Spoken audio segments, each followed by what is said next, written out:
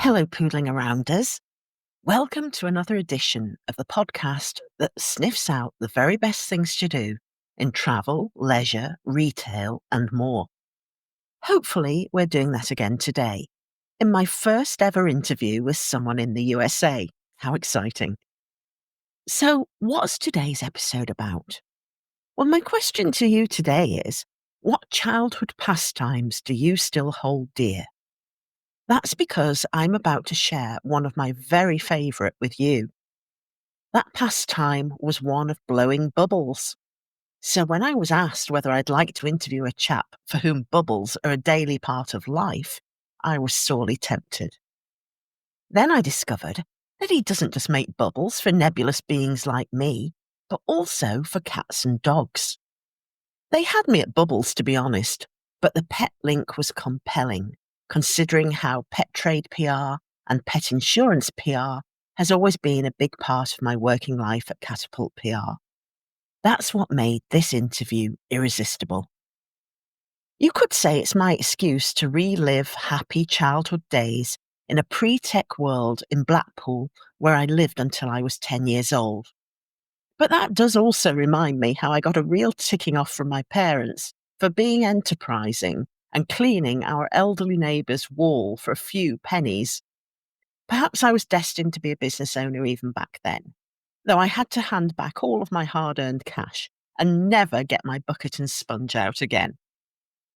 The bubbles never caused an issue, though, and I'd be outside right now blowing bubbles to my heart's content if I had any at hand.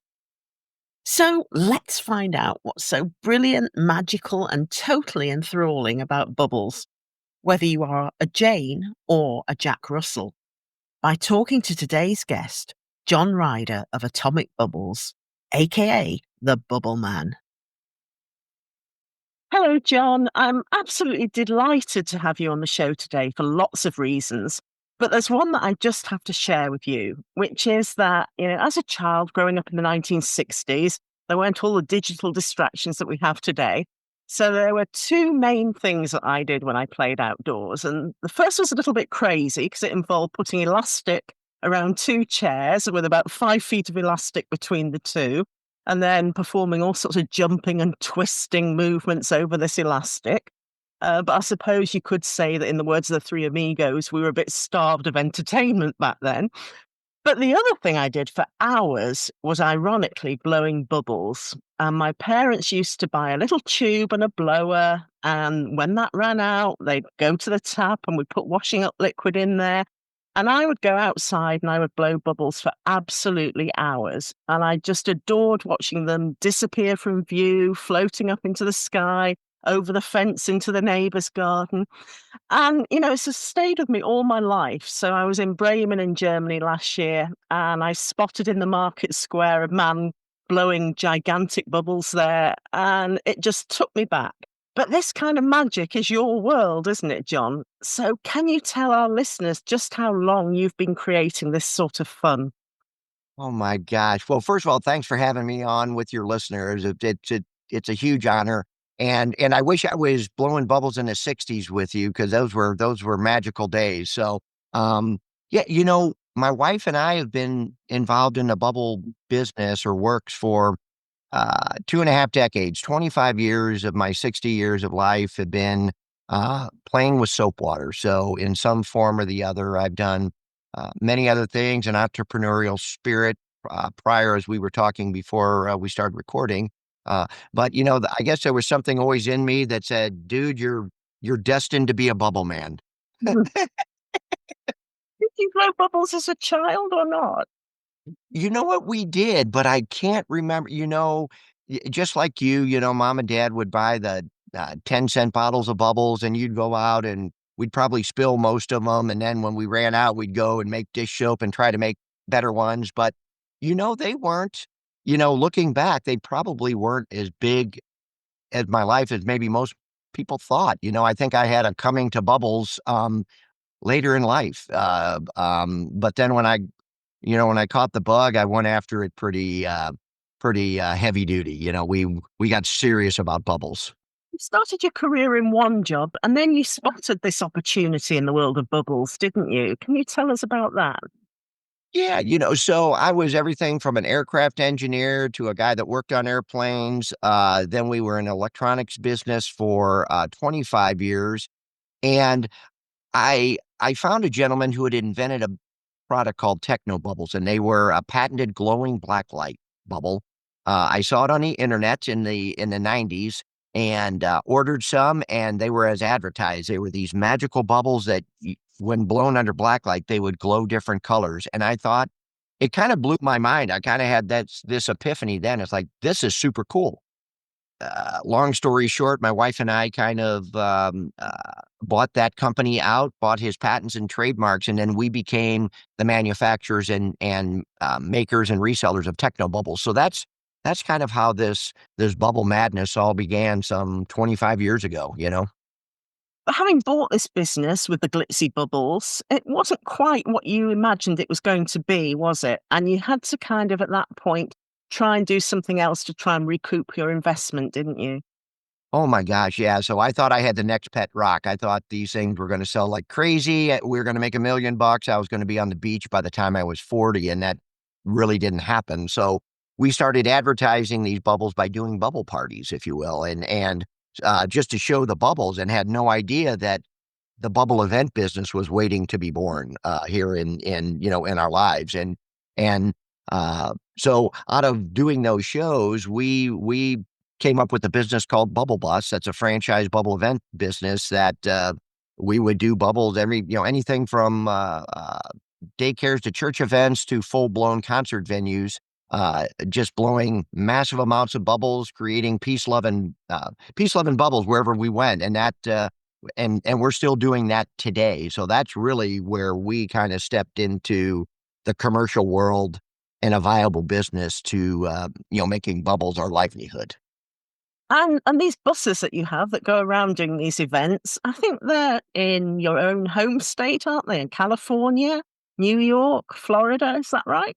Yes, they are. So we franchised it, and yeah, so we have, I think, 12 or 13 buses in 4 different states right now.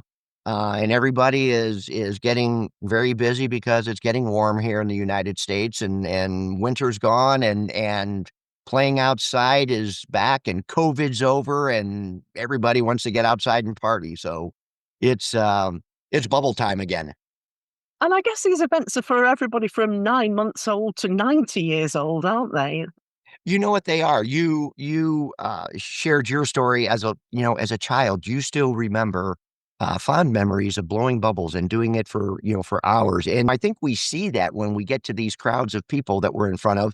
You have kids in strollers, and you have elderly people in wheelchairs. Everybody in between has a memory of bubbles. But I so love seeing the magic in the older generation, because I think they get transported back to being on their front porch as kids, playing with bubbles, when times were easier, simpler, and that sort of thing. It's pretty magical to see, as you know. Yeah, and that's lovely, isn't it? Because I suppose that in a way that might even have a dementia kind of benefit because it transports them back to those memories. So that must be really rewarding. We even for a while were doing quite a bit of elderly care facilities and even some memory care facilities. I think for that reason, because the folks may not remember much sometimes, but there was something magical about blowing bubbles and playing that era music. Like, we'd play Sinatra, we would play Sammy, like we would play the 40s and 50s music. And boy, you could just see their feet tapping, and they were popping bubbles. And it was pretty cool. It's part of the reason that sometimes keeps me getting up in the morning, Jane, as life and owning a business is pretty hard, as you know. But those moments just make, make, make it pretty sweet.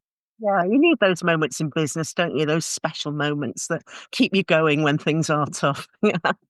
Oh my gosh, don't we? Yeah, there's yeah. I mean, the bubble man's day is no different than maybe an accountant or an auto mechanic or somebody like yourself. You've got your moments that everything's wonderful, but then being your own boss, you've got some pretty tough days too.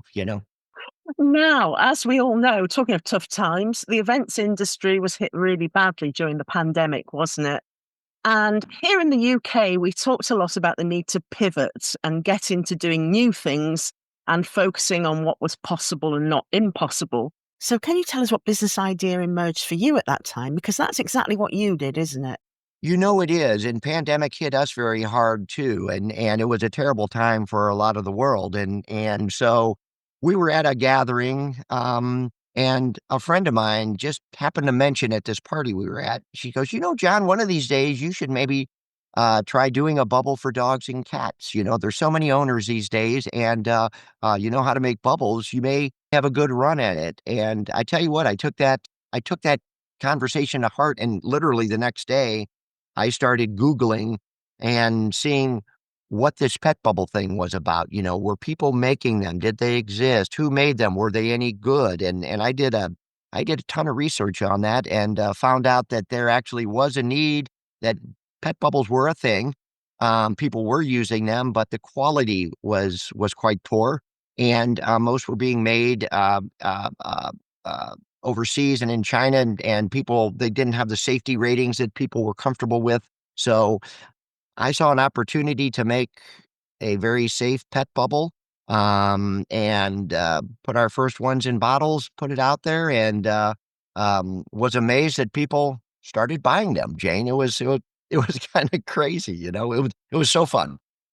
And it was useful for you because you were a manufacturer, so you could do all that safety side of things, couldn't you? And you could control all of that yourself, which must have been quite advantageous, I would have thought. You know what it is? I think part of being a small business, at least for what we're doing, because the pet bubble industry is kind of a niche boutique business, if you will.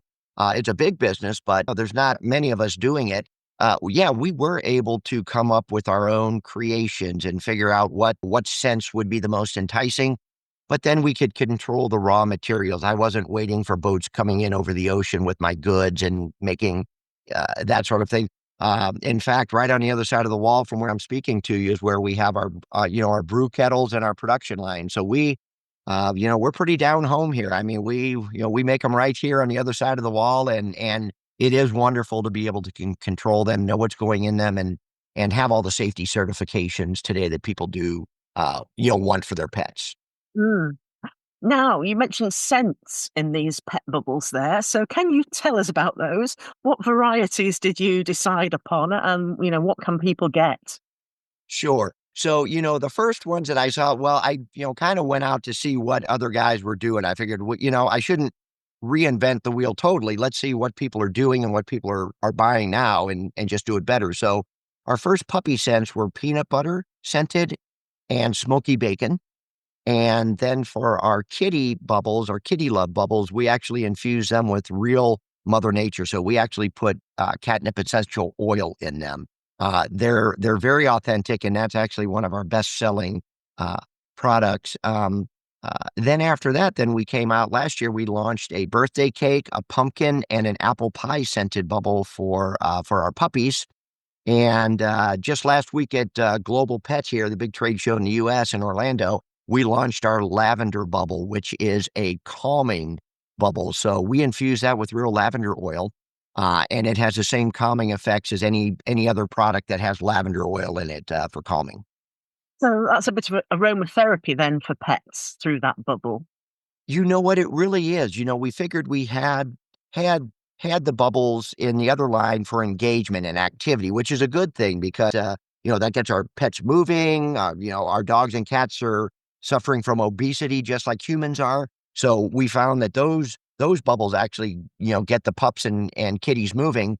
But we also found that shelter dogs and dogs that maybe during storms or fireworks or loud noises are anxious and become stressed out. I think that's a pretty big deal for a lot of people. So we figured, hey, what can we do um, to do the other more of a wellness type bubble, if you will? And it is you're exactly right. It's aromatherapy for the pet and for the person. Blowing it, for the two-legged animal that's blowing it, so that, that lovely lavender scent is in the air and it has the same calming effects for the person using the bubbles as a pet. So, and that's brand new, Jen. We just launched that, but it was received very well at Global. We were very excited. Mm.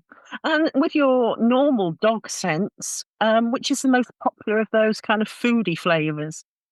Yeah, so we find that peanut butter, is the top seller, with dog. Our kitty love bubble, again, the catnip bubble does very well, and, our next venture is a calming bubble for our cats, and we have that on the drawing board as we speak. So, we have the catnip bubbles for kitties to engage and get them moving and playful, uh, but suffer from the same anxieties and stressors, maybe more so than dogs. So we found a guy at the show that has some pheromone technology, and so we are going to create a kitty calming bubble as well. So that's going to be fun. Mm. So, I mean, you mentioned the pet obesity there. So, literally, these dogs and cats just chase the bubbles, do they, when they're blowing around them? Is that what happens? We created the bubbles because we were in the bubble business and we were used to providing entertainment for humans. So the pet bubble line, its original intention was to just have another engagement tool, for the pets. What we quickly found was that people were sending us videos and they were writing us emails saying, my dog loves these bubbles so much that he or she races around the yard chasing these things, like I have to stop because I'm afraid this poor dog's going to pass out from running around so much. And so we quickly realized that, wow, this can be a wellness tool as well for getting those maybe dogs that are dogs and cats that are bored with conventional tools, our toys. But we didn't really realize that until people started sharing their experiences with us, which was again was very rewarding. We had no idea, really. We had no idea. Mm. And I guess also boredom, because a lot of dogs, particularly, are left at home on their own all day. So, can these bubbles keep them mentally stimulated when the pet parents come home at night and start playing with them? I think so because when you blow a bubble, you well know that Mother Nature will take those bubbles anywhere you want. When you throw a ball, it kind of has a known trajectory, so the dog sometimes even starts chasing the ball before you even throw it. With bubbles, you don't know where they're going to go. So midstream, those bubbles are dancing, and that bubble, it's really cool to see a dog or a cat just kind of change direction, and so I would say mentally they're like dialed in on these things. They're like well-trained, you know, bubble canine dogs. I mean, they're going to hunt that thing down. It's pretty cool. And the important thing is you've jumped through all the safety hoops here, and there's no toxicity whatsoever in these, is there?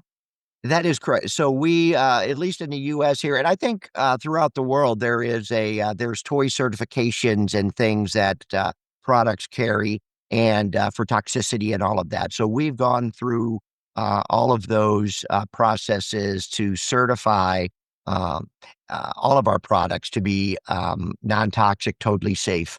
They are a pet can ingest them. We do not entice ingesting by putting sugars or flavorings in them. There's some other companies that do that. I don't feel that that's a good thing. We entice them with scent, but if a dog chomps on a bubble or may even lap up a spilled bottle that falls on the patio or something, there's nothing in that bubble that will harm that dog long term. It may make his tummy upset, or if he gets enough of it in, have to lap some water. But yeah, there's nothing in them that will cause any detriment to a pet. Mm. And you've had a lot of experience in that, haven't you? Because your human bubbles have been blown around zoos all over the USA, I believe. Yes, and our bubbles, even being private labeled, we resell to a gentleman who sells to all the major theme parks in America and some international. So, our human bubbles have been used on the campuses of SeaWorld, Disney, Universal Studios, Six Flags. All the major theme parks have blown my bubbles on their premises, and a lot of top 10 zoos use our bubbles on their campuses, and they're very stringent about what's on their property. They have plant life, bird life, big mammal life. They have all kinds of fears about outside things coming in, and we never have a problem with being able to get our bubbles to be used on those major locations. So yes, we have a very good track record of safety. Yeah. And what I was amazed by is that I read that you can use these pet bubbles inside, and there's going to be no damage to your furniture, no furnishing damages, because there's nothing in them to harm those sort of things. That is correct. There are a couple other of my competitors out there that have some funky bubbles. One bubble line is very thick. It's almost like a nail polish, and when they pop, it kind of leaves this gooey, sticky residue. The other guys who may put sugar and flavorings in there, you're going to have that stickiness left from that bubble. Mine are mostly water. And the raw materials that we do put in there typically dry to a non-staining, non-harming film. You may have to take a damp mop or a rag or something to wipe them off a table, but if they land on your carpet or your sofa, or even get against your walls, a painted wall or a wallpaper wall, yeah, it's just not going to do any damage, which is beautiful. Which does allow then you to use them indoors, which is wonderful during the cold months or the calming bubbles, to be used maybe during a thunderstorm or when someone's blowing off fireworks or something. So Hmm. Yeah, that's really good, isn't it? Now, as with everything, there are cheap products out there that people might be tempted to pick up. So, what's the danger of just buying any old thing online because you think that's going to do the same thing? I think everyone loves they want you know they want the best thing they can get for the dollar. Even myself, I'm always enticed with I'm frugal with my money. So when I'm shopping, if I can find a product that's cheaper that does the same thing, I'm likely to buy it. But we also have things that we know. Sometimes you get what you pay for. At least that's a term we have here.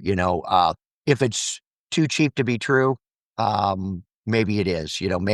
Maybe you're not getting what you think you're getting. And again, I think you'll see that online in the e-commerce sites. Yeah, I think what people should watch too is we sell ours in a 4-ounce bottle, which I think is 118 milliliters metric. And some guys are selling half of that for the same price, but they put their quantity or their fill very small. Some guys sell these little bottles that are like a half ounce. I mean, there's nothing to them and they're super cheap because there's nothing there. So, I think, consumers have to just be wary. I think the best thing about our bubbles though, Jane, is once someone has tried them and they've experienced them, we have a very loyal following. They are very likely to rebuy our product once they bought it because they will see the difference even if they've been using somebody else's product. Which again we feel great about our retention of a customer base is very high, very high. Mhm. Well, that says it all, doesn't it? That's a real endorsement of what you're doing. Yes, yes. I think that's the best endorsement in business. You can get a customer once, but if you get a customer twice, the same customer twice, you're doing something right. Absolutely. Yeah. This may be a silly question, but does the size of bubble that you blow matter when it comes to pets? So, for instance, does a large dog need to have a big bubble blown, or does it make no difference whatsoever? We have the normal size wand in our bottle, the one you grew up with as a kid. And it'll blow maybe a 2-inch diameter bubble, like a 2-inch bubble. We have wands that will blow 3, 4, 5-inch bubbles. Um, uh, I think I've seen really large dogs go crazy over just the normal bubbles. But I think sometimes when you introduce that big bubble, it's real interesting. You'll get them, it's bigger. They may stalk it out a little bit better.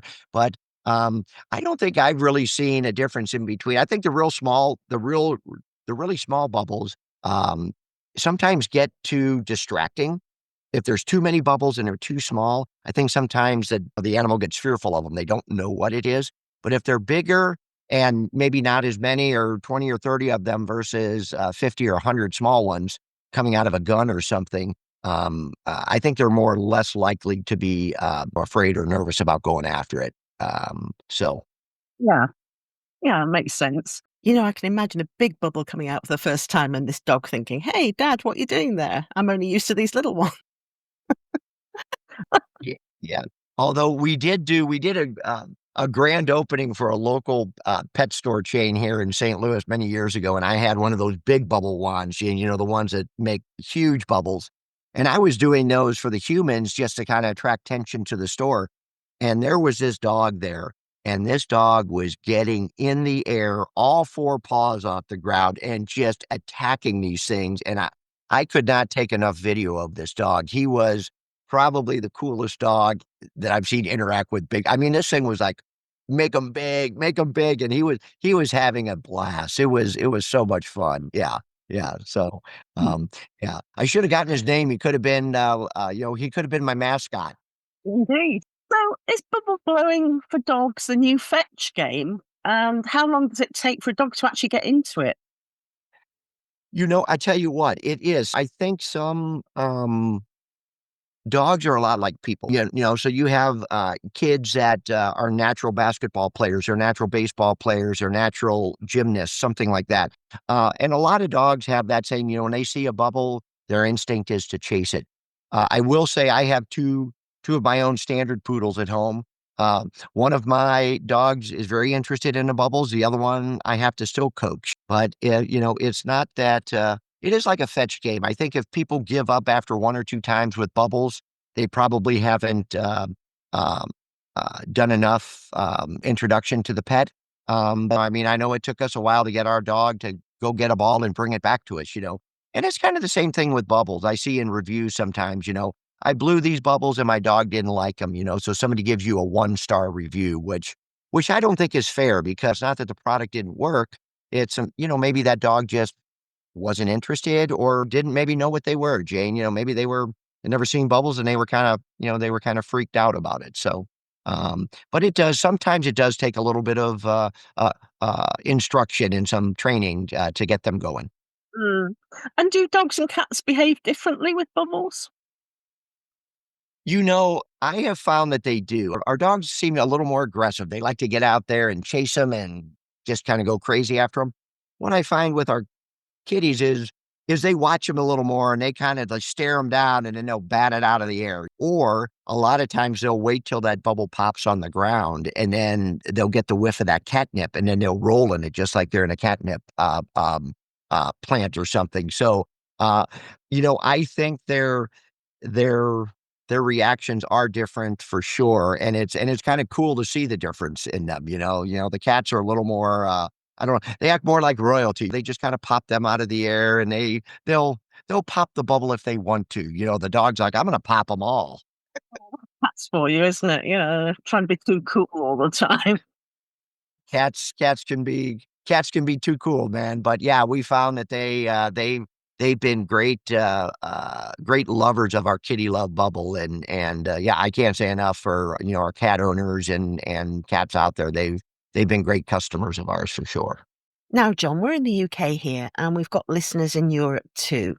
So, can anyone get their hands on your product without having to board a plane to America? So the wonderful thing about um, this trade show we went to is I met some wonderful. We're actually working very intently with a company in the Netherlands to become our master distributor for all of Europe for us. So they have distribution in the UK, Europe, all the other folks that are across the ocean from us.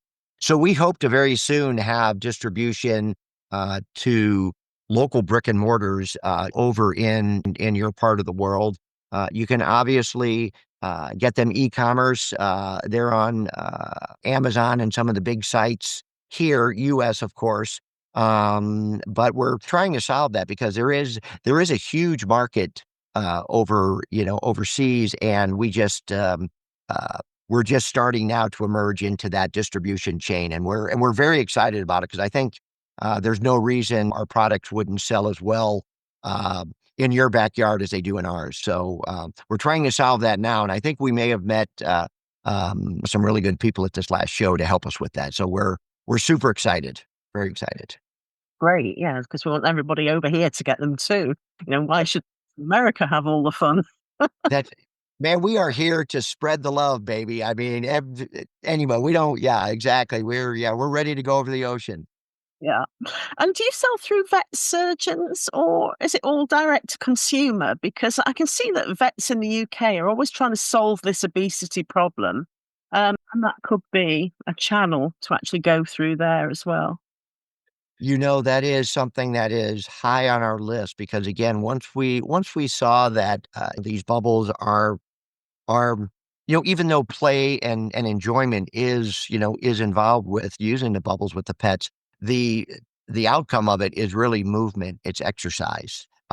So we think that there is a huge opportunity with our vets. We're also going to our doggy daycares, and we have programs for them for enrichment and wellness for them to be able to use bubbles in their playtime and in their activity time, and even for training.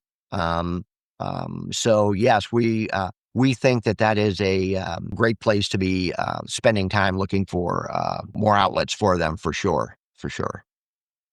And can you ever see a time when people will be arranging bubble parties for their pets and having the whole neighborhood pets come round and have this bubble party? Jane, I'm here to say it's happening already here, at least in St. Louis. Yes, they are.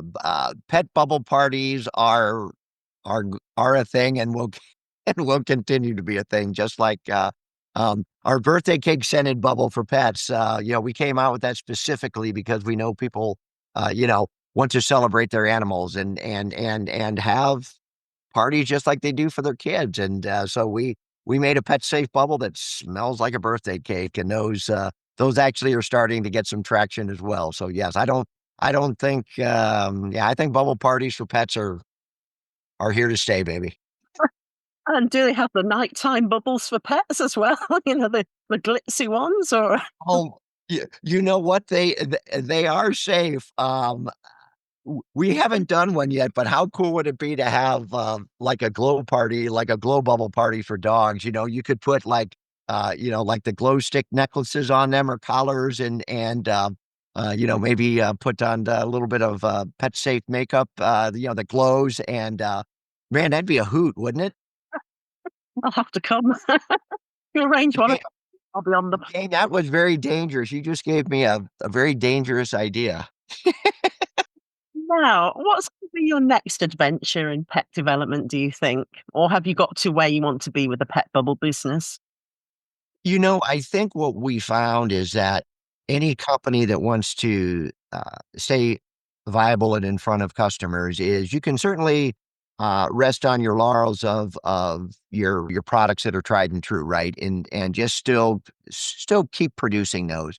But I think for us, with the advent of our lavender bubbles and some of our wellness bubbles, it's kind of given me this vision of I think we've only scratched the surface of maybe where we can go with this. So for me particularly, I think it's been very inspiring to see the reaction at the show to some of our newer bubbles. So I think for me, it'll be many years before I stop concocting bubbles for humans and for pets. So, but I think you need to have newness. You need to have new appeal to people and things just to stay current with your marketplace. So, hopefully, if I don't get too old, I will continue to do that. Talk about your marketplace. I was thinking about the UK, and I don't know whether you know this, but there is this song that apparently I didn't know it actually came from a Broadway musical, but it's been associated with the football club West Ham United for years, and it's called I'm Forever Blowing Bubbles. Do you know that song? I do know that song. Yes, I found it many years ago, and it kind of blew my mind that it's West Ham, right? Is that correct? That's right, yeah. And all the fans sing it before the match. And yes, and I believe that in the early days, and maybe they still do it, they turn on a bunch of bubble machines too, don't they? Like when a team comes out? Yeah. Um, Yes, I mean, it's a beautiful song. It's just very music hall. It's just lovely, it's sort of evocative of an era, I think. And yes. I'm not a West Ham fan by any means, but I am quite envious that they've got that song. So So this is an interesting fun fact. So years ago, I thought that it would be cool to try to go after a Guinness Book World Record of the most people blowing bubbles, okay, at the same time. And I started doing some research, and wouldn't you know that at a West Ham soccer game in 1980 something, they set a world record for the most people simultaneously blowing bubbles at their stadium. And they still own it. So I was going to try to do it at one of our baseball games here in the U.S., but West Ham has a world record for blowing the most simultaneously blowing the most bubbles at one time. Oh, They own it. very apt given their song, isn't it? Yeah, it really is a cool song, very magical, whimsical, and even if there's no bubbles being blown, if you close your eyes, you can almost see the bubbles floating, can't you? It's a really lovely song. As I say, I'm very envious because Man United don't have a decent song, but Yeah. yeah. Yeah, it's a cool song, and I was amazed in my day too that somebody had actually had a song and that they were doing it, so I was impressed. I was impressed. Yes, yes. Wow, important bit. If somebody wants to get hold of your products, what are the relevant web links and sales channels so that they can all go and satisfy those bubble desires? Oh, sure. So, the best place for you to find kind of what we do and who we are is at atomicbubbles.com. So if you just type in atomicbubbles.com, you will see our website. It tells us about, tells our story and then shows all of our retail products that we have. Now those would be coming from the US at this point. So we are on Amazon. We are on some of the larger e-commerce sites. If you just Google um, puppy love bubbles or kitty love bubbles, you'll get a lot of hits. eBay, there's people selling them on eBay, but as I said, hopefully soon we'll be across we'll be across the drink there and being in your all's backyard and in some of your local stores. We're working very hard for that. But for now, reach out to us at atomicbubbles.com or just go on to the internet and type in puppy love bubbles or kitty love bubbles, and you'll see outlets. Sometimes I don't know where they're being sold. Like sometimes people buy them and bring them into their country, and I don't know. So there may be some local guys that are selling them. Maybe over there already. So, but those are the channels. So, and we'd love to hear from anyone who's listening to the broadcast. So, Yeah, yeah, definitely. And send pictures to you, I guess, the pets having fun with them. That would be useful, wouldn't it? Uh, oh yes, yes, yeah. so thanks so much, John. It's been absolutely fantastic to talk to you. And, I really look forward to seeing that those pet bubbles will be reaching shelves across the UK.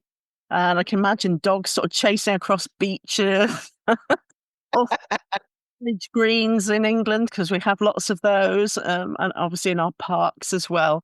So, really love the way that you've explored all the possible avenues with bubbles, and you've taken my childhood passion to this brand new audience. So, thank you so much for your time and best of luck with everything. Oh, thank you so much. It was a pleasure, and yeah, I hope to get products over to your neighborhood just as soon as I can, hon. Okay. All right. Thanks very, very much, John. Thank you. Thank you. Thank you, dear. What an absolutely brilliant story that was, wasn't it? And we're into our storytelling here at Catapult PR, let me tell you. So we know a good backstory when we hear one. Have you actually been privileged enough to get your hands on any of John's pet bubbles?